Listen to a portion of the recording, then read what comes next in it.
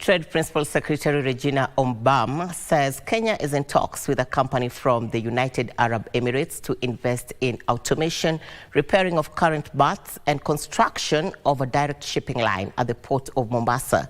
Here now is Benson Rioba with the details. Kenya is at an advanced stage of ratifying a comprehensive economic partnership agreement with the United Arab Emirates that is, among others, expected to open up the country to investments from the Gulf nation.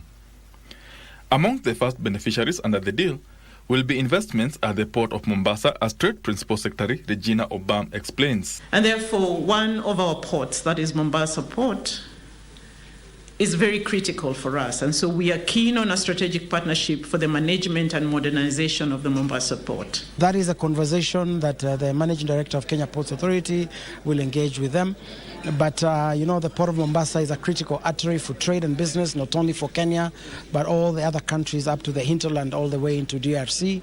They benefit from the Port of Mombasa. A direct shipping line between the United Arab Emirates and Mombasa is also being created.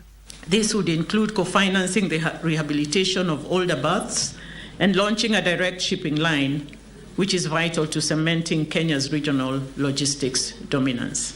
United Arab Emirates companies are scouting for business opportunities in Kenya across a number of sectors. There are more than 250 companies, so 250 companies who was in our journey, including November 2025 this year. There are more than 120 MOU has been signed between both private sector.